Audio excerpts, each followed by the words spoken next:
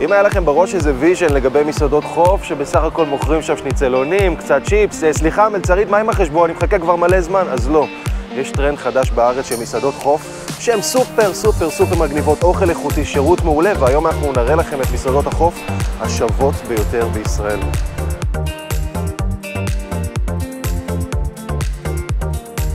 נתחיל עם מסעדת קסיס, מוסד קולינרי שחגג ממש בימים האחרונים 20 שנה לקיומו. קסיס היא מסעדה ים תיכונית היושבת על קו המים בחוף המרהיב של גבעת העלייה ביפו. קסיס, למי שלא יודע, זה בעצם איזה סירופ כזה, נכון? תקני אותי אם אני טועה. קסיס, לפני הכל זה עיירת חוף ליד מרסיי. קודם כל זה שאת נמצאת ממש על הים, זה נותן לך איזה יתרון כלשהו, בחומרי הגלם, בדברים שאת מביאה, כן? ברור, יש לנו את וליד, השומר שלנו, שהפך להיות הדייג שלנו, שמדי פעם מביא לנו איזה כזה פלמידה מהים. גדול, את יודעת, יש איזה תדמית כזאת למסעדות חוף, שבדרך כלל יש לאנשים ויז'ן, אנחנו באים, אוכלים שניצלונים, אוכלים את הצ'יפס, ופתאום מייצרת פה מוצר שהוא סופר איכותי, סופר שונה גם. אז אני הגעתי ליפו, אמרתי לך, אחרי 20 שנה בסן פרנסיסקו, בתור שפית, ופתחתי מסעדה מדהימה על הים.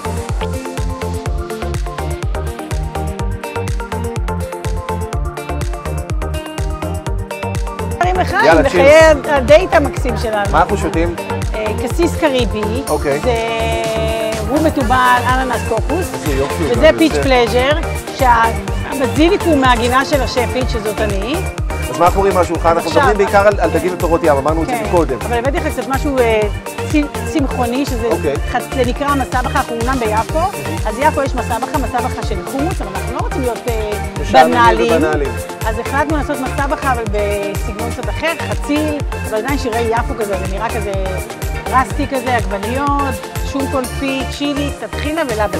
אי אפשר בלי לבן ביפו. בכללי, הצורת הגשה זה כזה, אתה זורק, שופך, נכון? זה לא, אין פה לא מפונפן, זהו, אני כבר לא... אנחנו ביפו, רסטי, יש ים, בלגן.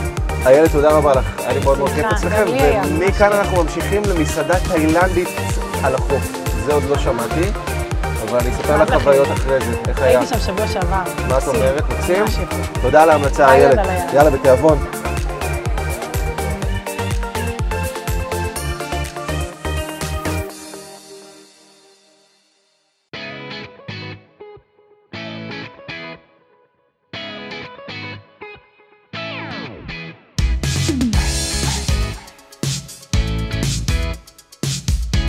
אני עכשיו אמור להרגיש בתאילנד בבית שלי, כי אני לא הייתי אף פעם במסעדת חוף בתאילנד. ככה זה נראה? אנחנו מקווים שכך זה נראה. מהחוויות שלנו בתאילנד ומכל מה שהכרנו בתרבות במהלך השנים, כן, זה האווירה, זה האלכוהול, זה האוכל, הצבעוניות. שניכם לא נראים לי תאילנדים, אני חייב להגיד לכם, ממבט ראשוני כזה, ממש, בערף עין, איך התחברתם למטבח הזה? בגדול, אני גדלתי בפארן בערבה מתחילת שנות ה-90, אני יליד 90, התחילו להגיע עובדים מדרום מזרח אסיה למושבים לעבוד, ובעצם גדלתי תמיד לצד תרבות אחרת. אם התאילנדים יבואו ויאכלו פה, מה הם יגידו? מזכיר לי את הבית? יגידו, well done. well done, סחטב. מה קורה בשולחן? דברו אליי. יאללה, נדב. פה בעצם יש לך פללוי סואן, שזה דג שלם מטוגן שאנחנו בעצם מפלטים אותו מההידרה. יש לנו את הסומטם, הסלט המסורתי שנעשה במכתש ועלי. אני אוהב. גנגרום, קארי מעושן בעבודת יד, עם דג נע. כל השמות האלה זה שמות מקוריים דרך אגב מתאילנד? כן. או שזה אינטרפרטציה כלשהי? לא, גם מה שנגיד עשינו את המקום שלנו, ישבנו עם חבר שלנו שנשוי לתאילנדים, והוא פירש לנו בדיוק איך אנחנו עושים את הביטוי. אתה דובר כבר טייפ, לא? אתה אמור קצת, משהו. אתה יודע לספור עד 10. וסוואדיקה. הבנתי, בזה מסתכם הז'רגון. כך כמו פיתה וחומוס. יש את השאלה אם בדוך או בסיבוב. פה מה שאתה רוצה. הבנתי. אתה מוזמן גם פז.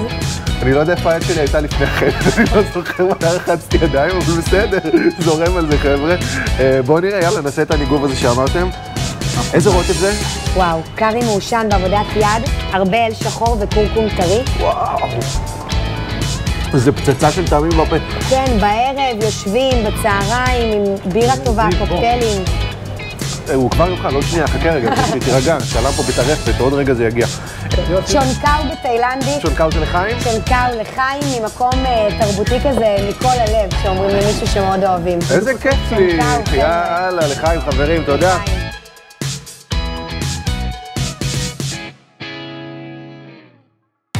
טוב, לסיום סיומת, מרחק של 5 דקות נסיעה במקום הקודם, וגם כמובן על קו החוף של תל אביב-יפו, ממש על הגבול בין תל אביב ליפו, מסעדת חצר גולדמן, מוסד, קיימים 20 שנה, ואנחנו לא מפתיעים אתכם, גם פה על המים, אחלה נוף ואחלה אוכל.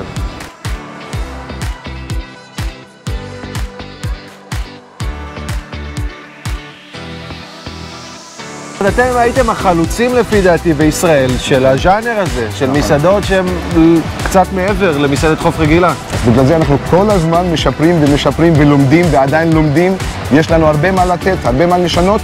זה שהנטל ממש על הים, מה זה נותן לך מבחינת חומרי הגלם? יש לך נגיד את הדייג מיפו שאתה מביא ממנו דגים? ברור, בטח. מי זה? בוא נפרגן לו קודם כל, איך קוראים לו? לא, זה... הוא לא רוצה לספר כי אחרי זה כולם יבואו אליו פשוט. יש לי את הפגישה איתו כל יום בבוקר, זה ברור, מן הסתם, זה א' ב'. אתם לא מבינים איזה ריח יש פה עכשיו במטבח. בדיוק. עכשיו אני אתחיל במנה שדיברנו.